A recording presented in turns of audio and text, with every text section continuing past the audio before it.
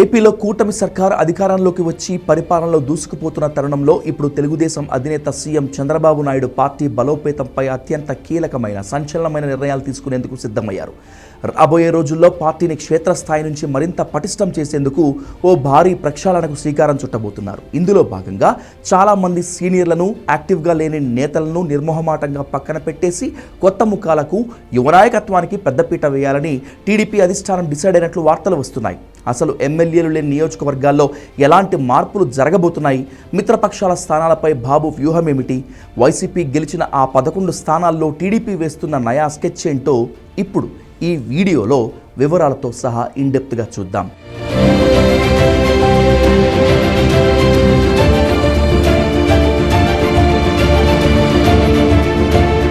ప్రస్తుతం అందుతున్న సమాచారం ప్రకారం ఎక్కడైతే తెలుగుదేశం పార్టీకి సొంత ఎమ్మెల్యేలు లేరో ఆ నియోజకవర్గాలపై టీడీపీ హైకమాండ్ ప్రత్యేక ఫోకస్ సారించింది.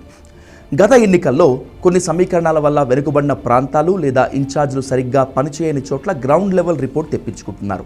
కేవలం పేరుకే ఇన్ఛార్జీలుగా ఉంటూ క్యాడర్ను పట్టించుకొని వారిని మార్చేయాలని గట్టిగా ఉన్నారట చంద్రబాబు. అక్కడ సమర్థులైన, ప్రజల్లో నిరంతరం ఉండే కొత్త నేతలను ఎంపిక చేసే ప్రక్రియను ఇప్పటికే ప్రారంభించారు.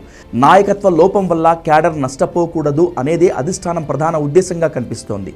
ఇక ఈ సమీక్షలో అత్యంత ఆసక్తికరమైన అంశం ఏమిటంటే, మిత్రపక్షాలైన జనసేన, బీజేపీ ప్రాతినిధ్యం వహిస్తున్న నియోజకవర్గాలపైన టీడీపీ అంతర్గతంగా సమీక్షలు నిర్వహిస్తోంది. కూటమి ధర్మం ప్రకారం ఆయా స్థానాలు మిత్రపక్షాలకే ఉన్నప్పటికీ అక్కడ టీడీపీ ఓట్ బ్యాంక్ చెల్లా చెదురు కాకుండా చూసుకోవటం, క్యాడర్ను యాక్టివ్గా ఉంచడం అత్యవసరమని భావిస్తున్నారు. భవిష్యత్తు రాజకీయ పరిణామాలను దృష్టిలో ఉంచుకొని మిత్రపక్షాల స్థానాల్లో కూడా టీడీపీ బలాన్ని తగ్గకుండా చూసుకునేందుకు అంతర్గత సమన్వయ కమిటీలను ఏర్పాటు చేస్తున్నారు.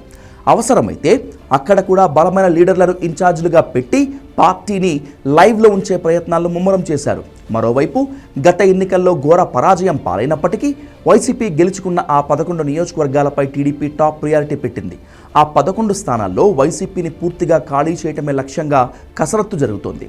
అక్కడ పార్టీ ఎందుకు ఓడిపోయింది, ఎక్కడ లోపాలు జరిగాయి అనే విషయాలపై ప్రత్యేక నివేదికలు తెప్పించుకున్నారు.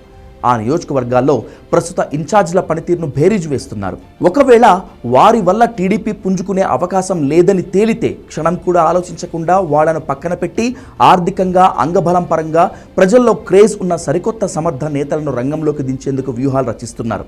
ఇక అన్నింటికంటే ముఖ్యమైన విషయం ఏమిటంటే, ఈసారి సమీక్షల్లో కేవలం పనితీరు మాత్రమే ఏకైక ప్రామాణికమని చంద్రబాబు స్పష్టం చేసినట్లు తెలుస్తోంది.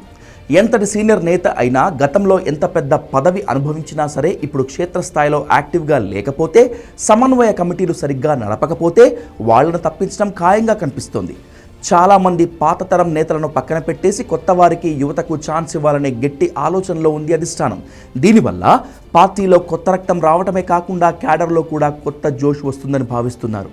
ఏది ఏమైనా అధికారంలో ఉన్నప్పుడే పార్టీని మరింత పటిష్టం చేసుకోవాలనే చంద్రబాబు నాయుడు మాస్టర్ ప్లాన్ ఇప్పుడు ఏపీ పాలిటిక్స్లో హాట్ టాపిక్గా మారింది.